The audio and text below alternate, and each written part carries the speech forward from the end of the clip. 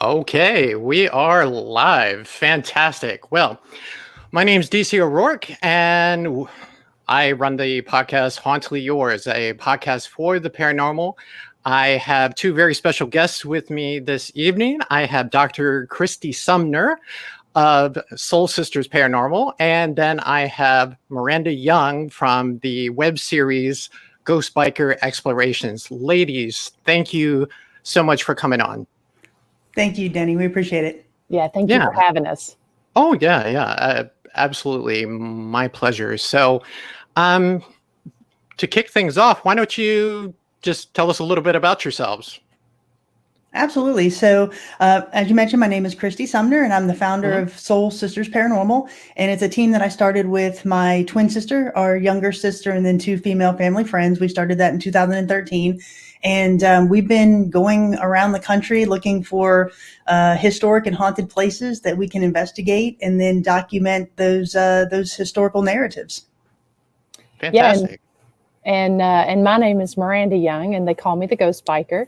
And I travel around the country on my Harley Davidson to different haunted and historic locations, telling the history, doing an investigation and highlighting it on my web series, Ghost Biker Explorations.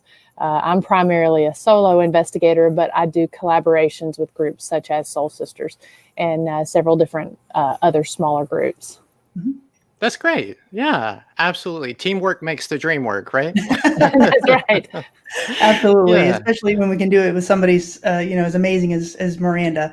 It's really been an interesting ride for us because of the collaborations that we've done together. And so we've greatly enjoyed that. Sure. I would say no pun intended as she rides a motorcycle. Exactly. Yeah, but that's great. So how did each of you kind of find yourselves in the paranormal field? Well, for us, we actually started as a girls' trip. My sisters and I, we're from different parts of the country, so we would meet up routinely in different parts of the country to have girls' weekends, just to meet up and just have some fun together. And in 2013, we had the opportunity to go to the West Virginia State Penitentiary in Moundsville, West Virginia, and we had a friend of the family that sat on the board there, and he said, I know you're taking a girls' trip, so why don't you come up and stay the night in the prison and see if it's haunted? And we always said if we had the opportunity to conduct a paranormal investigation that we'd jump on it. So we did that in, like I said, 2013, and we were hooked after that. So we decided to formalize the team and came up with Soul Sisters Paranormal and our logo and our theme music, and we've been going ever since. Awesome. Good stuff. Yeah, and I've been a paranormal investigator for about 10 years now. And I've always had an interest in it, but I was approached by a team back 10 years ago. The founder of the team approached me to research and kind of look and debunk at some of their photography. My background is in photography, so he wanted me to go in there and check out some of their photographs, and I analyzed a lot. And then they invited me to go on an investigation with their team, and then invited me to become a member of their team. And then I found that I was going out and traveling a lot on my own to different locations on my bike when I wasn't investigating with the team. And so came up with the idea for Ghost Biker Explorations through that, and then ended up leaving the team so that I could devote the time to my solo project. Oh, sure. Yeah. Now, random question, but what type of motorcycle do you ride? I ride a Harley Davidson 883 Iron Sportster. Okay. Good stuff. Yeah, there you go. But that's great. So now you mentioned, Miranda, that, you do collaboration projects, and obviously you've worked with Kristy here. How did the two of you first meet? We actually met through the paranormal, and I had been following Soul Sisters, and they reached out to me in, I believe it was the start of 2019, and New Year's Day, I think, reached out to congratulate me on my first season. And so we started a dialogue, found out that we had a lot in common, and planned a trip to investigate Henry River Mill Village, which is in North Carolina. So our first meeting was actually at this particular investigation. We both filmed while we were there and highlighted it. I highlighted it this past season. She highlighted it earlier in the year. And we've been, any opportunity that we get to collaborate on different locations, we try to do that. Mm-hmm. Great. Yeah, that's awesome. Good for you guys. It is a lot of fun. Yeah. I've been looking at both of your YouTube channels just to kind of get familiar with your work and, study up on some of the investigations that you've been on. And I mean, you're really doing good work, the two of you. So my hat is off to you in that regard. I was looking at, what was it, the Grand Lady Hotel. Mm-hmm. What can you tell us about that investigation? Well, the Grand Old Lady Hotel, it's in North Carolina. It's just outside of Silva.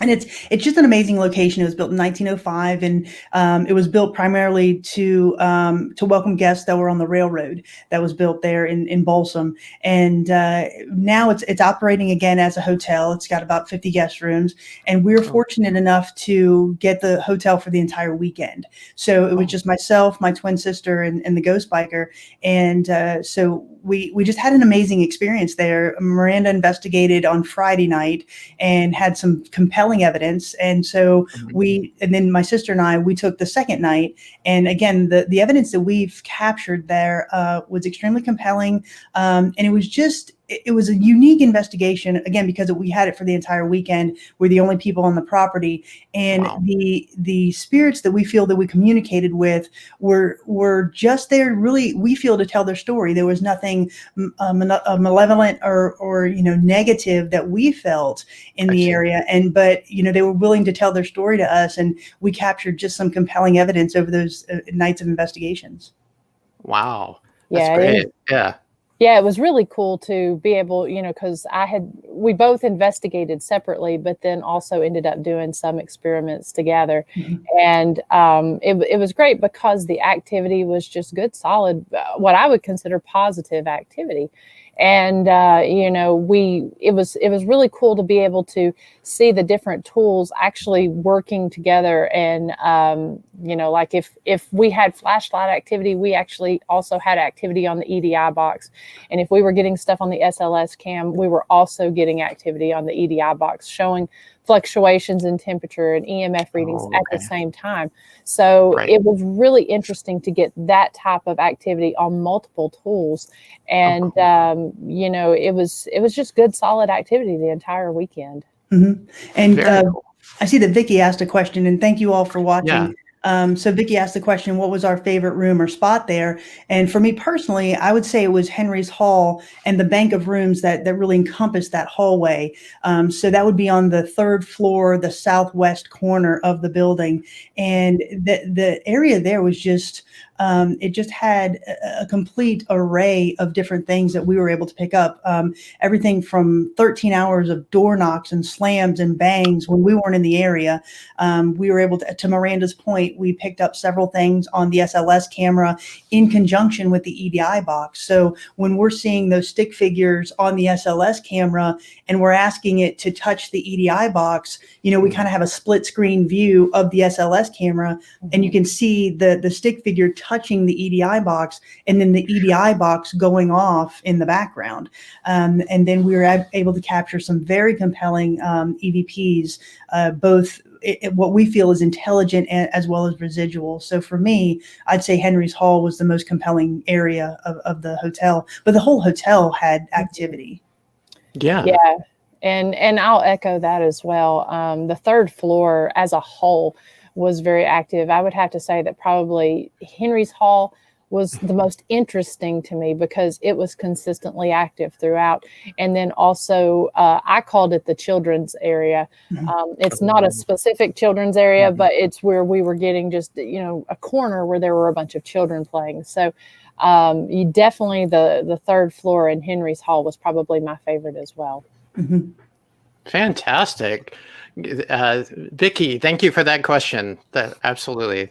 That's great. Now, Kristy, I was watching one of your videos. You went to the Ma Barker house. We did, if yes. I understood correctly. Mhm. Yeah, I read up on the history behind that.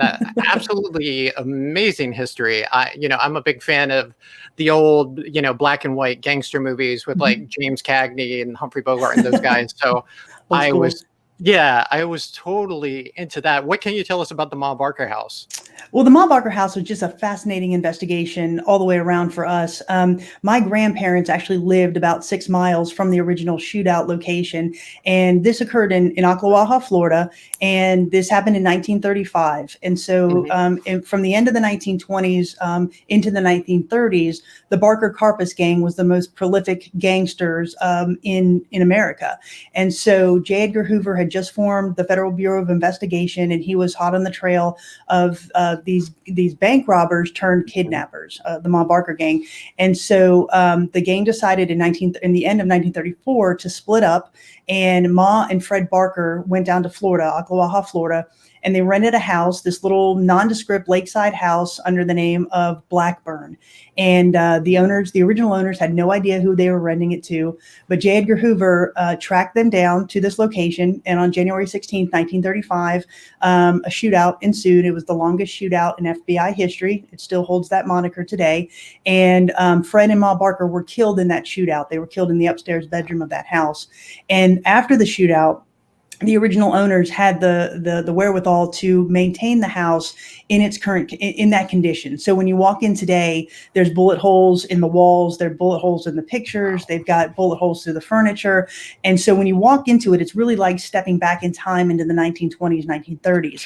And so in 2016, Marion County, Florida actually purchased the home and moved it from the original shootout location to a park called Carney Island, and it sits on about 40 acres by itself. It's completely isolated. There's no power to it. There's no water to it, and it's just sitting there really vacant right now. And so I asked Marion County if we could be the first team to investigate that location, and they allowed us to do so. And to date, we've been the only team to go in there and do the investigation. And it was a 2-part investigation for us. The first night we left stationary equipment, night vision video cameras, and voice recorders on the anniversary of the shootout. So on January 15th, 2019, we left all that equipment, and it ran to encompass the hours of January 16th. So we captured some very compelling evidence on there. Again, there's no power in the house, but we were capturing door knocks. We were capturing males' voices, female voices that we believe is Ma and Fred Barker. And then 2 weeks later, my twin and I went in and actually did a complete overnight investigation. And some of the things there we were capturing were extremely compelling. So, for example, we had the spirit box going, and during that spirit box session, I said, "What happened in this room?"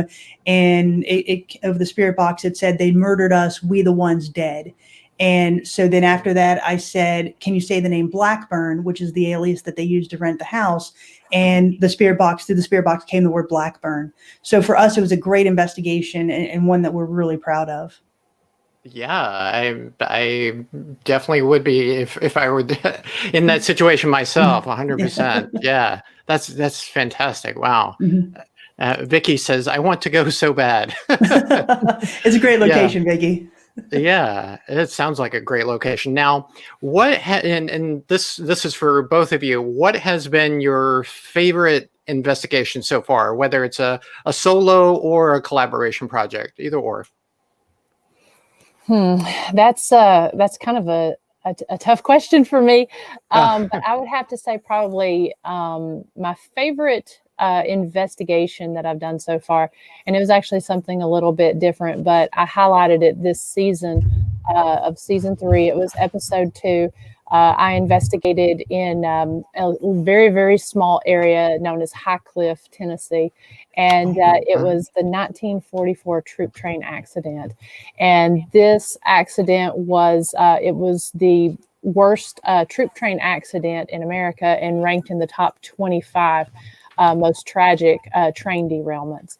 And so it's an area it's never been investigated. It's even rarely visited because it's just marked by a little small 8x8 marker on the side of the road.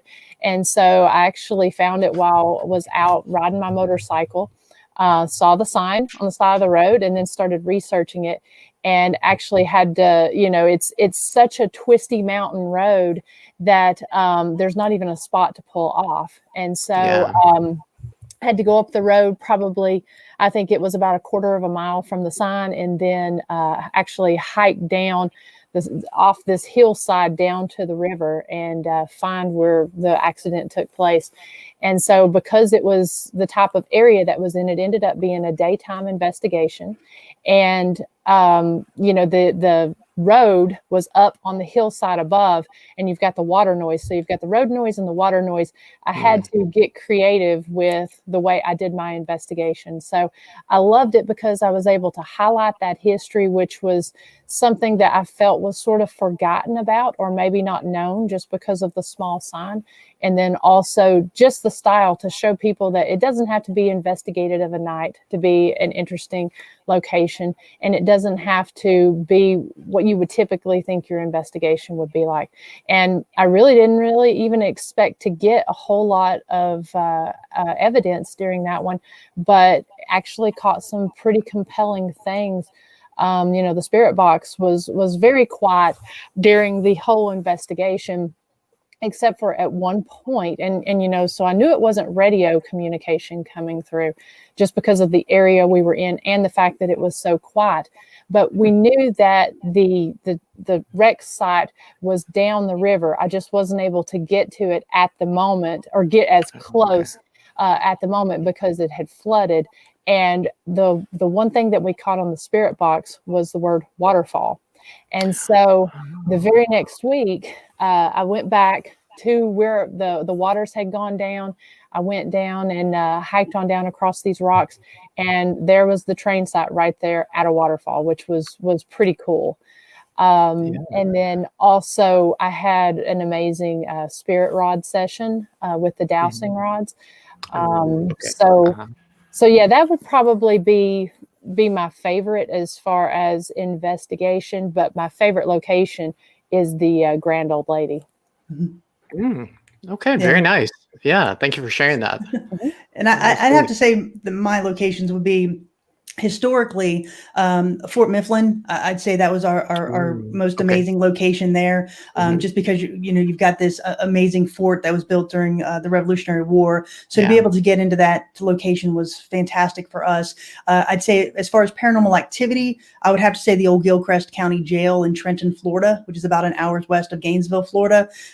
We've been there twice, but the first time was actually a collaboration between Miranda and I, and she and I were the only two people on the property. And this little jail, it's small in stature, but it has a big punch in paranormal activity. And, I'd say if I could use the word pure investigation, it was the most pure investigation I've ever conducted, because everything that we had running that night was validating every other piece of equipment. So we were getting words on the obelisk that we were confirming with the REM pod. We were capturing voices on we were capturing voices on the voice recorder, things on the SLS camera. We saw shadows in the moment crossing our laser grids. And when we asked it to cross again, it went back and crossed again. So for me, that investigation, as far as paranormal activity, was probably the best that we've ever conducted. Yeah. And that was actually in my top 3. I was going to add that because, and it's the exact same thing. I mean, we had come off of a week-long investigation marathon, and that was the location that was at the very end of my trip to Florida. And so, when you investigate one location and investigate the second night, you're pretty exhausted. But after you've done four, and then this final one, it's kind of exhausting. But we knew we thought it was going to be a sleeper because there wasn't a lot of history about it. And there wasn't a whole lot known in the fact that it was so small. But that place was very, very cool, and one that I hope to go back to. It was a great way to go in, and as Kristy said, every piece of equipment and every bit of activity that we got, it was validating, what was happening. So it was very cool for that purpose. So I definitely echo her point on that. Yeah, very cool. Now, I'm curious, like how often would you say, like, an investigation like that happens? Would you say it's once in a blue moon where you have, pieces of equipment validating each other, basically? I'd say for us, it's pretty frequent for us. Just I guess in the method of our investigations, Mhm. we go in with a very research-minded background and approach to our investigations, and for us, we really don't classify things as unexplained or paranormal unless we have that validation. I So, see. to Miranda's point earlier, when we were at the Grand Old Lady, we had the EDI box and the SLS camera. Each in and of itself are great tools, but when you can marry them together and you have the Mhm. SLS camera with the stick figures and you've got the EDI box in the background going off as the stick figure is touching it, or you've got that, and at the same time you've got an EVP that you're picking up on the voice recorder, Yeah, and you've got the REM pod going off in the hallway. When you couple all that together, that to us just makes for a more rich investigation. And so sure. for us, that when we have those multiple pieces of equipment going off, that's when we really start to label it for us unexplained. Yeah, Yeah. and it's the same way for me. I have to travel light being on the motorcycle, but I always have a couple key tools that are with me, and one of them is my EDI Plus box. And I love that because it does measure the temperature and the EMF, and it has a geofoam on it, so you can get all those readings in real time. It's awesome if a flashlight or something goes off when you answer or when you ask a question, if it goes off in Mhm. response. But when you can get those tools validating each other, that's when I get really excited Oh, because, yeah. two's always better than one, in that Absolutely. instance. So, Mhm. as Dr. Sumner said, I'm the same way. It happens fairly regular just because if it doesn't, I'm kind of. hesitant to put it out. Mhm. So I will Yeah. in some instances and let folks decide. But for the most part, if I can get multiple tools to validate it at the same time, then it's just makes for a better episode and better investigation. Sure. Yeah, I totally get that. Yeah, 100%. So I wanted to ask, obviously we're in the middle of the coronavirus pandemic. We're all quarantined and some of us are locked down. How has that been affecting your investigations? For us personally, it really hasn't. Obviously we take precautions, but because our team is small, in fact, in this year, Soul Sisters has actually morphed a little bit, and it's really just my twin and I, my twin sister, that are conducting the Okay. investigations. Just because one of the team members has moved, another had a Mhm. grandbaby, so just dynamics of life have enabled us to change our look a little bit. So for us, it's really just been a two-person team, which is great. Or when we collaborate with Miranda, that obviously brings us up to three. So we've actually have gotten 4 really good investigations under our belt this year, Oh, and wow. so for us, it really hasn't affected us that much, Mm. honestly. Okay. Yes, same here. I mean, you can't get more social distance than on a motorcycle. And Yeah. other than, particular states being locked down and such, I was able to get several, 4 or 5 investigations this past year. But what's interesting about what I do is I don't always hit a lot of the commercial locations. So, Mm. and I'm not always hindered by the fact that, number requirements, which either when I'm investigating, there's only either 1 or 2 people, unless I'm doing a collaboration. But I just play locations are in your own backyard. So Sure. yeah, so I've not really had a whole lot of issues myself. Okay. Yeah, that is.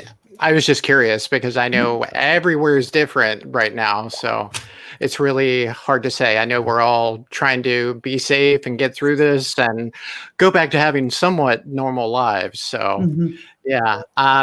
Now, kind of playing off of that, I've heard a lot of talk amongst different paranormal investigators. A lot of people, at least in my circles, have been saying that they sense something is going on in the spirit realm, that they feel like the pandemic is sending too many over and it's increasing paranormal activity. What are your thoughts on that? I mean, I hadn't actually thought of it that way, but I know for myself, I've noticed a little bit of a difference in the activity, and Sure. I tend to feel like it's a little more from the energy that the earth is giving off from the living, from what I've experienced. Things are just kind of heated and potentially in some areas a little more negative right now. So like I said, I haven't thought of it in the way that you mentioned, but it just seemed like, it was more picking up on the energy. I try when I go to a location to be centered, grounded, not go in stressed out or in a negative frame of mind. And that's really hard right now. One of the locations that I investigated this past year, I investigated in May, and it was in Indiana. And so it was a 8-hour ride from where I was at, and the location did not have a bathroom in it, or really, it was in a very small town, so there was really very few places to eat.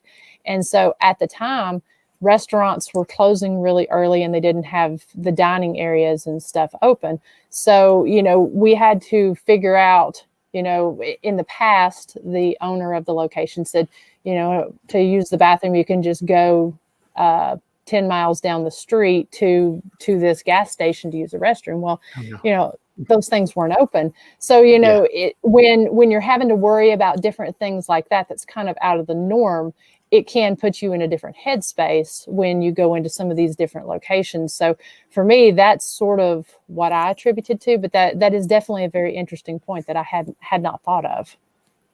Yeah, it absolutely is. For us, I'll kind of echo Miranda there. We have had an uptick, what we feel is an uptick in some of our activity. But then again, some of the locations that we've gone to have just had this rich historical background and narrative. And I think we're also fortunate enough to pick up on that.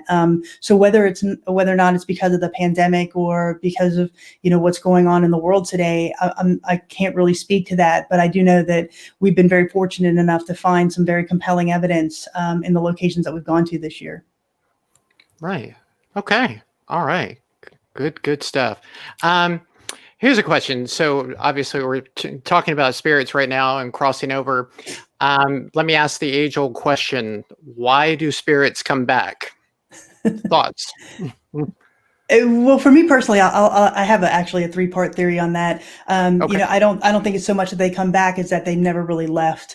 I do think, I will say that I'm a Christian, so I believe that there is an afterlife. I believe there is a heaven after this, or whatever realm you want to call that, based on your beliefs. But I do think that there is something after this. And for me, I believe that we also some have the opportunity to stay either for unfinished business. There's something that needs to be fulfilled before they can cross over. The second one is they're stuck. They feel that they know that they're dead, but for some reason they just can't find the way to get to whatever's next. And then the third one, I think, is because there's some type of fear of retribution in the next realm based on the life that they lived here on Earth while they were human. And so those are the 3 theories that we really work on. For example, I do believe that third one, we feel we capture a lot of that in jails, in prisons. They weren't the best people in life, so they're not going to be the best people in death. And I feel that they're afraid of whatever's next, whatever punishment they're going to have to face. And so they're just content to stay where they were. So those are the 3 theories that we kind of work on when we conduct our investigations. Yeah, and that's a tough one for me. I'm also a Christian and believe in an afterlife and a heaven and a hell. And, I feel every investigation I'm learning so much, and my theories kind of change exactly as to what it is. For me, residual is pretty easy to explain, but as far as the intelligence, sometimes I feel what we're dealing with, and I typically have 2, sometimes 3 theories, but 2 theories. One, that we're just dealing with energy, leftover energy from that person. And then other times, I feel like it is like what Dr. Sumner said, we have the ability to sort of come and go in a necessary type situation, either the story to tell or some type of unfinished business. Because some of the spirits I've encountered seem to sometimes just sort of be travelers, and maybe more so just there to communicate, but not so much trapped, if you will, more of a free will sort of thing to be able to communicate. Those are typically the two that I work from. But again, I'm constantly learning, and it makes it harder for me to answer that one. Sure. Hey, I appreciate that. Thank you. Yeah, I'm always curious about that because I've encountered different spirits, and in my time through investigations and collecting ghost stories over the years. And like for example, my grandfather died 2 days before my 13th birthday, and 2 days after we buried him, I woke up in a dream. And I was in a white room, and he was sitting in a white chair, and he asked me to come over to him. And he said, "I didn't get a chance to tell you goodbye. I just wanted to tell you I love you and I hope you have a good life." And that right there was what essentially put me on the path, to go looking for answers. Because I knew, beyond the shadow of a doubt that he came back, or he never left until he was able to tell me goodbye. And that's interesting. I've actually had something similar in just in a very short story. In 2016, my granddaddy, who died in 1986, he came to me in a dream as well. Very vivid. I mean, I can tell you what he was wearing. I can tell you how he smelled. I can tell you, how he was shaved, all of that. It was so vivid. And he actually said to me that he was waiting for my Nana, my grandmother. He said, "I'm waiting for your Nana. You're going to be getting a call soon." And about 2 weeks later, Nana was in an accident. She never really recovered from that. And when she passed about 4 weeks later, about 3 hours after she passed, I looked at my twin sister and I said, "I know where she's going. She's going to meet up with Granddaddy in the spot in the house where I had that dream." And so with permission from my family, we took some K2 meters and we went to the house. The power had been turned off. We went to the house, and I said, we had two K2 meters, a gray one and a black one. And I said, "Nana, if you're here, can you light up the gray meter?" The gray meter lit up. I said, "To confirm, can you go to the black meter?" The black meter lit up, and they're only about 4 feet apart from each other. And so through a series of questions, we were able to determine that what I believe happened is that Granddaddy, his unfinished business was to wait for Nana. He let me know that he was waiting for her. They met up and they ascended together, because 2 weeks later, we went back, did the exact same experiments with the exact same K2 meters in the exact same spot, and nothing. We didn't get any type of indication of anything.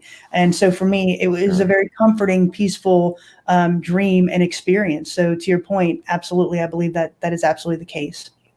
Wow. That's amazing. I mean, that really is. But like you said, it's very comforting at the same time. Yeah. Good stuff. Good stuff. All right. This is a fun question for you, and I ask everybody this. If you could go and talk to any spirit of your choosing, who would it be and why? Miranda, you want this one, or I'll take it? Oh, go ahead. I need to think a minute. So I would actually go back and talk to Princess Diana. Interesting. I just felt that she was just a woman of class and grace under a lot of pressure and scrutiny. And I would just like to ask her, what did, the great things that she did in life, was it worth it? And was she, did she experience pain or suffering or anything like that in death? But I was always fascinated with Princess Diana, so I'd really like to sit and talk with her. That's a good one. That's really good.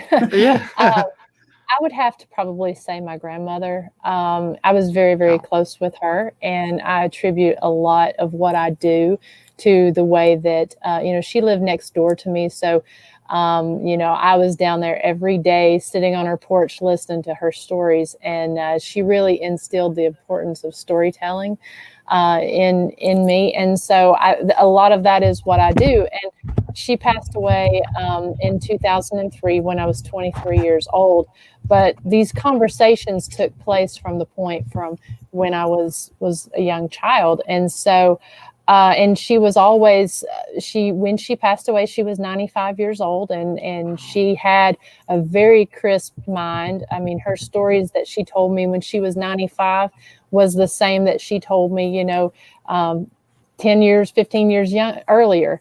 And so I look now and have a lot more questions based on what I do. And a lot of those are things from stories that she told me. And I realized I didn't appreciate it as much when she was telling me these things when I was 15 and 18. And so I would love to just have an afternoon with her to go in and find out even more and just be like, okay, when you told me this, what exactly did you mean? I would just absorb that time, So that's definitely who I would spend some time talking to. Yeah, that's great. Wow. Yeah. So for me, I would have two. One would be my grandfather that I briefly told you about, who died before I was 13. He and I were incredibly close. I mean, he was actually more like a parent to me than a grandparent. He was just always there for me, imparting words of wisdom to me. And I just felt like, he was taken too soon. But if it was his time, it was his time. I understand. Second, I would have to say Thomas Jefferson. Thomas Jefferson, because cool. I'm very fascinated by the man and his history. And I mean, he was such a brilliant mind. He was way before his time. And I'd love to just, have an afternoon with him, sit down and pick his brain and, see what he thinks of how the world is today. And yeah, I don't know. I think it'd be fun. I think it would. Yeah. Just to kind of hear his perspective. Yeah, Janet actually said Mother Teresa, and Janet, that's my second choice. So if we were to get two choices, it would have been that would have been my second one. Yeah, Mother Teresa would be a good one also. Yeah, I definitely concur with that. Yeah, good stuff, guys. So moving on, any future projects in the works? Yeah, I think you want to share? Both of us are extremely busy. I mean, we've got several things lined up for the next year, for 2021. Hopefully a little bit better year than the one we've just experienced. Sure. But for us personally, Soul Sisters, we've got several investigations lined up. We'll be in Tampa in January, and then we're driving out to Texas and stopping at the Myrtles Plantation in February. And we've been asked to participate in a few symposiums, one in Arkansas State University, which we're very excited about, and hopefully get some Paracons in there as well. So I think once all of this stuff kind of dies down a little bit, we'll be back on the road, just really doing some cool investigations and some speaking engagements. Yeah, same here. Have actually a whole lot of projects in the works, already starting to work on season 4 with a couple different investigations. I'm going to be releasing more episodes, and well, not so much episodes, but more content in 2021, more on a monthly basis. When I release my stuff, I release my big episodes during the month of October, and it's every Tuesday night. But I'm finding that I need to be releasing more each month. So I'm going to be doing more lives and bike vlogs. I've also got several different motorcycle rides. One in particular will be like we did last year, which would be a haunting ride with Ghost Biker, going to riding through some different haunted locations. And then also, we're doing a couple charity rides, and I've got several different events. Going to be traveling overseas, which I'm excited about. Going to be going to England, participating in the Festival of the Unexplained, and hoping to get some investigating done over there. And I should be releasing my schedule of events here pretty soon, working on getting all of that lined up, as well as some of those rides. Fantastic. That's good stuff. Wow. Where, for those of us who are listening who aren't familiar with your work, where can we learn more about you and all your exciting adventures that you have coming up? So for Soul Sisters, our website is www.soulsistersparanormal.com. So anything you would want to know about us, our upcoming engagements, our investigations, our evidence, all of that is there. We're also very active on Facebook under Soul Sisters Paranormal, and as well as our YouTube channel under Soul Sisters Paranormal.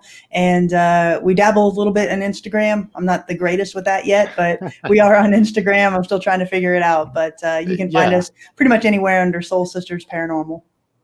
Yeah, and same for me. You can watch all of the past 3 seasons as well as any of the lives or vlogs that are out there on the Ghost Biker Explorations Facebook channel and the Ghost Biker Explorations YouTube channel. And then everything from any of the content we've done to appearance and event schedules are under the Ghost Biker website, www.ghostbikerexplorations.com. And I'm very active on Instagram as well with my photography and travels, and that's under Runaway Vixen. All right. Everybody heard that, right? Great, ladies. Thank you for sharing that. Now I'm curious, kind of backtracking in my head here a little bit. Have you done any investigations in Virginia at all? We have. Soul Sisters, we investigated in Gordonsville, Virginia. We investigated the Exchange Hotel, which it's a hotel that was transformed into a Civil War hospital and then back into a hotel. So we investigated there and actually caught some of our best EVP evidence in that location. We had a night vision video camera and some voice recorders set up around the entire hotel. And during the night, we had a voice recorder sitting on one of the beds. And there were 3 females present in the house at the time, but we actually ended up capturing a male's voice that said, "I don't know, I'll be back at 4:30. And then about 2 hours later, we captured a child's voice saying, "This is my bed." And both very compelling to us because there were no men and there were no children anywhere on that property. So that was the Exchange Hotel is just an amazing location to investigate. I have not investigated. I've been through Virginia a lot, but I have not actually formally investigated any locations there. Oh, that's okay. We're here waiting whenever you're ready. I'll actually be there tomorrow, not investigating, but I'll be in Virginia tomorrow. Oh, okay. Very nice. Very nice. I was just curious. I hear a lot of great things about the Exchange Hotel. So that's definitely high up on my list whenever I get the chance to do it. Right now, I'm basically waiting to go to the Paracon at Hanover Tavern, which is located in Hanover County, Hanover County, Virginia. I'm very much looking forward to that. So, yeah, kind of quiet right now. It'll be a great time. But Virginia's a great state. It just has such a rich history. So anytime we can get up there, absolutely. Yeah, fantastic. Question for you. So, would you have any advice that you can impart to paranormal enthusiasts who are looking to get into investigations? I would have to say, if you have an interest in it, don't be discouraged by what you see online, because I know there's a lot of, if you start diving into it, there's a lot of talk of the right way or the wrong way to do stuff or what equipment to use and that sort of thing. My advice would be not to be discouraged. And if you're interested in it, to just get a simple recorder and some type of, or a simple audio recorder, and then some simple camera and a way to film. It can just be with your phone, but always document, go out and sit and just try it. It's not like what you see on TV as far as, the instant gratification. But that would be my thing is go out and try it. Get a buddy, find, if you know someone who's a paranormal researcher or investigator, see about, ask questions and see about tagging along, but keep an open mind. Don't be discouraged and just try it. Absolutely. And I'll echo that. I'd say the first thing would be to have patience because as to Miranda's point, it's not instantaneous. You're not going to find something every time you go out. So you have to have patience. I'd say number 2, go in with the right intentions. don't go into this with looking for thrills on a Saturday night. For me, the right intentions would be, to actually document, to tell the story, to get the historical narratives, and go into it with that frame of reference, rather than just looking for quote unquote spooks. And then the third, be prepared to take out a loan for batteries, because you will be spending a lot of money on equipment. And respect would also be probably top on mine. Dr. Sumner mentioned going in with the right intentions, but also, just be respectful of who you're talking to, and also of the location that you're visiting, especially if it's not a commercial location, if it's a cemetery or an abandoned location, no trespassing, that sort of thing. Just be respectful. Absolutely. Well said. I'll echo everything you said. Just because I don't think I told you, I'm actually a ghost tour guide for the city of Williamsburg. I actually do. Oh, fantastic. Yeah, a lot of history there, by the way. Yeah. I do what's called an extreme ghost tour. So basically, I carry ghost hunting equipment on me, and we kind of get like a ghost tour and mini paranormal investigation all in one. And kind of like you were talking about, Dr. Sumner, you get a lot of people who are just out there wanting to see spooks, and they're being disrespectful, and you get drunk people, and they're just wanting to be entertained, and it aggravates me. I can actually recall one night where we stopped at the Peyton Randolph house, which is the most haunted house in Williamsburg. And there was a young man, I was running the spirit box, and he kept asking ridiculous questions. He was like, "Hey, what color are your shoes? What's the air like there? Is it sunny? Is it raining?" And then he started saying, "Can you blow out Denny's candle? Can you light up the EMF meters?" And then finally, the spirit that was actually communicating with me, he said, "We're dead." Nice. And yeah, exactly what I said. I looked at the kid and I said, "You disrespected him, so he's putting you in your place. You're asking way too much, way too much." Right. And that's why I always make it a point when I do these tours. I tell people at the very beginning, be respectful. Don't ask ridiculous questions. They're not circus monkeys. Don't expect them to perform. That's not why they're here.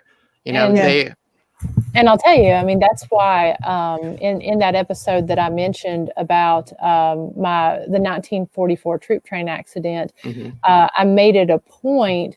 I actually put the pictures of all the soldiers that had passed away during the train wreck. Actually put their pictures and their names and where they were, to add that human element, just as a reminder of, if you come to this location or anywhere and you're asking these questions and that sort of thing, they're not performers. These were once people. And so to really add that, not just to be respectful and show and honor these folks that have passed away, but to also show that side that, these were once people, and that's who we're talking to. You wouldn't treat someone that you meet on the street that way. So you shouldn't treat, someone that you're trying to communicate. It's an honor for them for me, it's an honor for them to take the time to be able to communicate with us. So to be able to show that is something that's important to me, and especially if I'm highlighting them on an episode. Yeah, absolutely. Sure. And Denny, God bless you for being able to put up with that, because that would probably last about 10 seconds in my presence. And I love Williamsburg. That's just a great location. I've been there several times. It's a gorgeous location. But no, to your point, absolutely respect. And to Miranda's point, it is number one.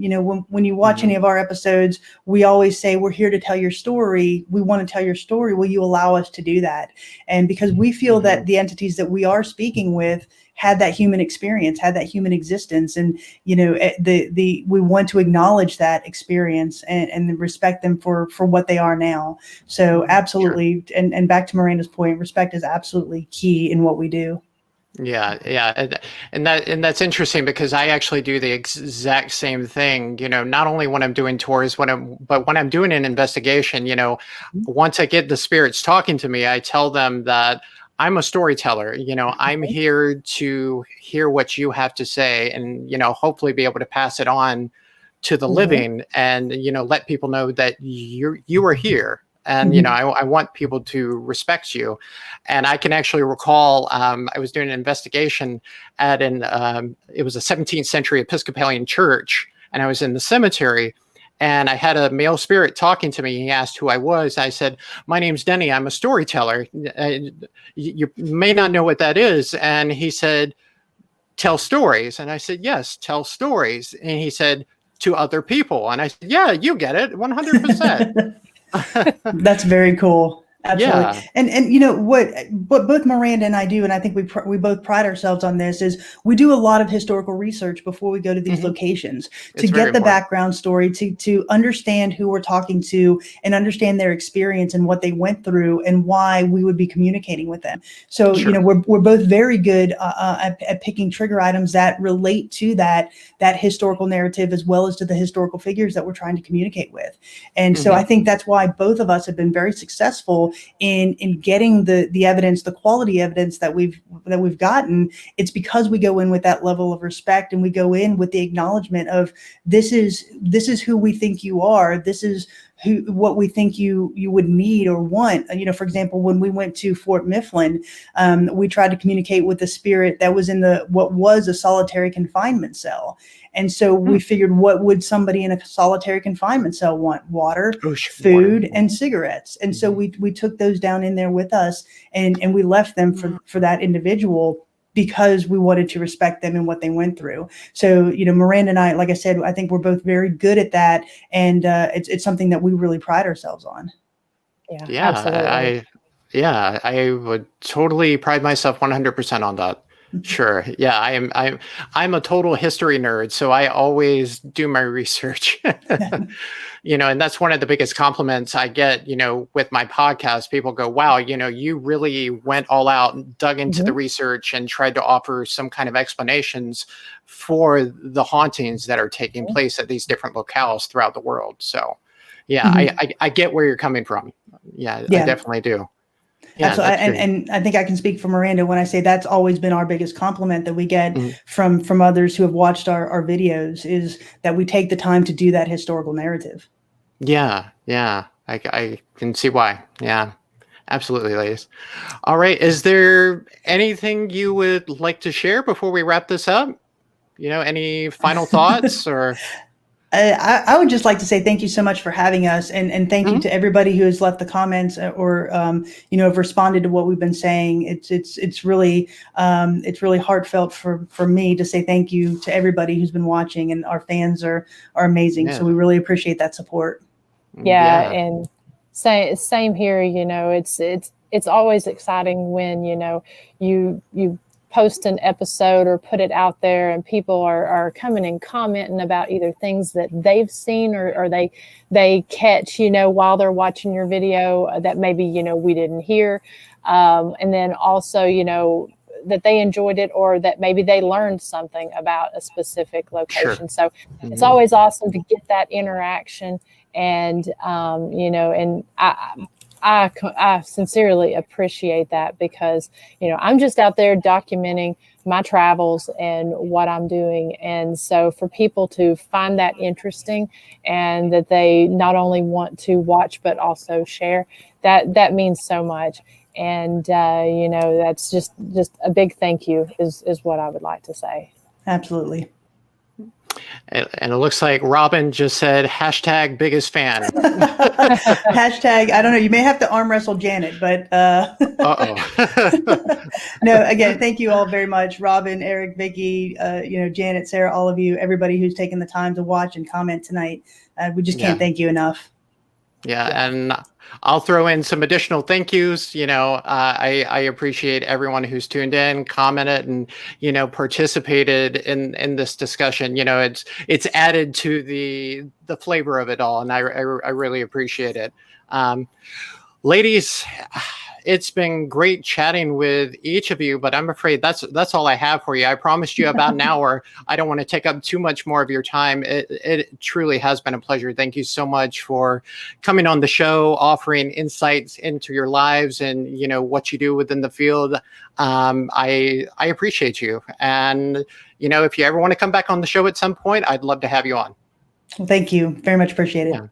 Yes, thank you. And you were a wonderful host. We appreciate you giving us this opportunity to come out and talk about what we do. So we will definitely do it again. Okay. All right. Fantastic. Well, you both have a good night, and everyone else, thank you for tuning in. Until next time, I am Hauntingly Yours. Good night. Good night. Good night.